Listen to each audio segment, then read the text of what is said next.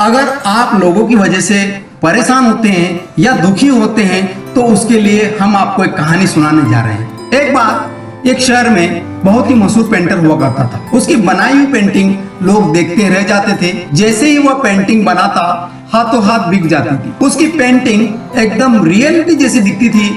फिर भी वह पेंटर हमेशा इस कोशिश में रहता था कि कैसे वह उसकी पेंटिंग में अच्छा निखार लाए। इसलिए वह अलग अलग प्रयोग करता रहता था। जैसे कभी खुद को वह अंधेरे कमरे में बंद कर लेता, कभी वह कड़कती धूप में खड़ा हो जाता, कभी गुफाओं में जाकर पेंटिंग करने लगता और कभी पहाड़ों के ऊपर अपना पेंटिंग का सामान लेकर पेंटिंग बनाता। और इन सब का परिणाम ये होता कि उसकी पेंटिंग में दम होता था, एक बात होती थी। फिर एक दिन उस पेंटर ने एक ऐसी पेंटिंग बनाई जिसे बनाने के बाद उसे ऐसा लगा कि यह पेंटिंग मेरी आज तक की बेस्ट पेंटिंग है, मास्टरपीस है, लाजवाब है। ऐसा कभी उसे अपनी किसी पेंटिंग में दम नजर नहीं आया हो, लेकिन आज उसे ना जाने क्यों ऐसा लग रहा था कि यह उसकी आज दिन तक की बेस्ट पेंटिंग है।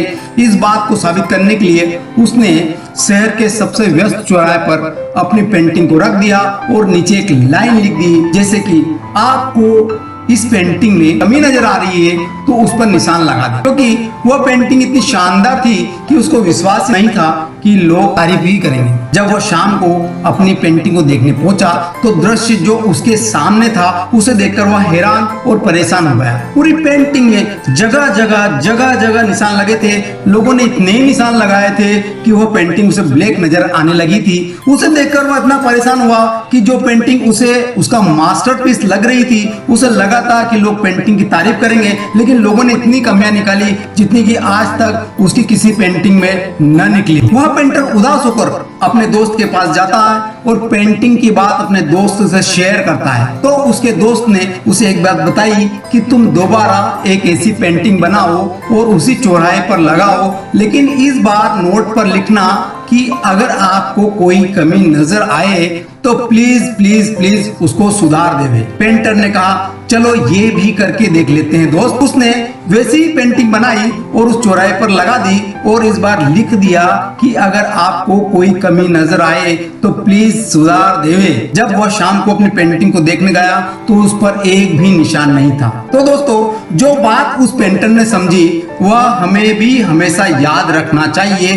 कि जब उसने पेंटिंग के नीचे लिखा था कि कमियां निकाल दो तो लोगों ने निशानियों से भर दिया, और जब उसने लिखा कि जो पेंटिंग है उसमें कमी को सुधार दो तो उसमें एक भी निशान नहीं लगा। मतलब क्या कि कमियां निकालना तो बहुत ही आसान है, लेकिन कमियों को सुधारना बहुत ही मुश्किल है। लोग कमियों को झट से निकालते हैं, जैसे कि घर में खाना खाते वक्त खाना बहुत बेकार बना है, किसी की अक्ल में कमी है तो किसी की शक्ल में कमी है। टीवी के सामने बैठ जाएंगे और कहेंगे कि इसको क्रिकेट खेलना ही नहीं आता, अरे इसको फिल्म बनाना नहीं आती। अरे इन्हीं लोगों को जाकर अगर आप सवाल करके देख लेंगे तो वो कहेंगे अच्छा आप ही बताइए कि धोनी या कोहली को कैसे शॉट मारना चाहिए, आप ही बताइए कि खाना कैसे बनाना चाहिए, आप ही बताइए कि फिल्म कैसे सही बनाना चाहिए। सही जवाब तो छोड़ो दोस्तों, ज्यादातर लोगों के पास जवाब ही नहीं होगा। हमारे साथ भी यही होता, लोग कमियां निकालते जाते हैं और हम अपना आत्मविश्वास खोते जाते हैं, खुद पर शक करने लगते हैं। और हमेशा याद रखिए,